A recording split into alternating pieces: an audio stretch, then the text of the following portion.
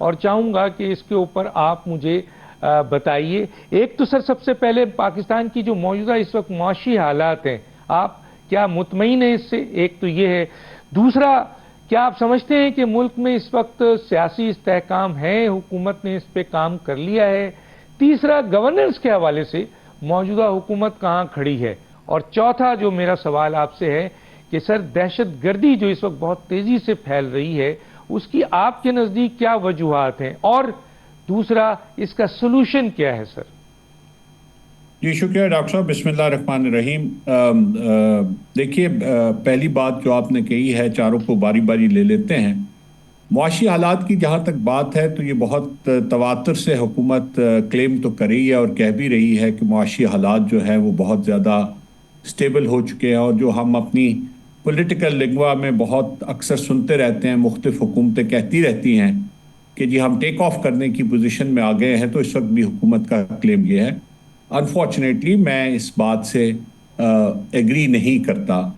میں یہ تو ضرور مانتا ہوں کہ کچھ ایسے اقدامات کیے گئے ہیں جن سے جو ہمارا میلٹ ڈاؤن تھا وہ کسی حد تک رک گیا ہے، اور اس میلٹ ڈاؤن کی سٹیج سے نکل کے کم از کم ہم جو ایک اپیرنٹ ڈیفالٹ کی طرف بڑھ رہے تھے، اس کی حد تک میں حکومت کو ضرور مکمل کریڈٹ دیتا ہوں کہ حکومت نے اس ڈیفالٹ کا راستہ ضرور روکا ہے، اور آج ہم بظاہر فوری طور پر کسی ایسے خطرے کا سامنا نہیں کر رہے جس میں کوئی ایسی صورتحال جو آج سے 2 سال یا 2.5 سال قبل موجود تھی وہ ہو۔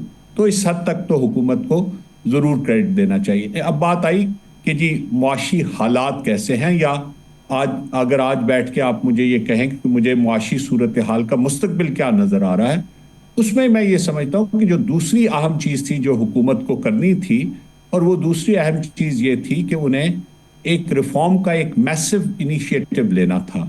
اس ریفارم کے انیشیٹو پہ ابھی تک مجھے کہیں کوئی ایسی چیز نظر نہیں آتی جس کو میں سگنیفیکنٹ ڈیولپمنٹ سمجھ سکوں، یا جس کو میں یہ کہہ سکوں کہ ہم نے ایک بڑا قدم اس طرف لے لیا ہے جہاں پہ آگے جا کے ہمیں 1 سال یا 2 سال کے بعد اگر فوری طور پہ نہیں بھی تو ہمیں ایک رستہ نظر آ رہا ہے کہ جس پہ چل کے ہم ایک معاشی استحکام حاصل کر سکیں گے۔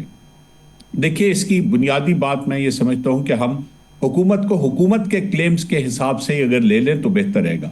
حکومت نے یہ دعویٰ کیا تھا کہ وہ ایگزسٹنگ ٹیکس پیئرز پہ بوجھ ڈالنے کے بجائے نئے ٹیکس پیئرز کو لے کے آئے گی، اور اس سلسلے میں انہوں نے کچھ چیزوں کو آئیڈینٹیفائی بھی کیا تھا کہ یہ وہ ایریاز ہیں جن پہ ہم فوکس کریں گے۔ ایک انہوں نے کہا تھا کہ ہم ٹریڈرز کو ٹیکس نیٹ میں لے کے آئیں گے۔ ایک انہوں نے کہا تھا کہ ہم ان لوگوں کو جو جائیداد کے خرید و فروخت کے کام میں باقاعدہ طور پہ حصہ لیتے ہیں لیکن ٹیکس کا کسی صورت میں بھی حصہ نہیں بنتے، ان کو لے کے آئیں گے۔ اب انہی 2 بنیادی چیزوں کو ڈاکٹر صاحب اگر آپ لے لیں اور یہ دیکھیں تو یہ کمپلیٹ فیلئر ہے۔ آج آپ کسی حکومتی اہلکار سے، کسی وزیر سے یا وزیر اعظم سے یہ بات نہیں سنتے کہ جی ہم نے کتنے نئے ٹیکس پیئرز ایڈ کیے ہیں، یا آپ یہ نہیں سنتے کہ جی ہم نے ٹریڈرز کو ٹیکس نیٹ میں لے کے آنا ہے۔ جہاں تک پراپرٹی کی بات ہے تو اس پہ دوبارہ ایک بات ہو رہی ہے کہ جی ان کو کوئی فیسیلیٹیشن کیا جائے، کوئی ٹیکس کا جو برڈن ہے کم کیا جائے۔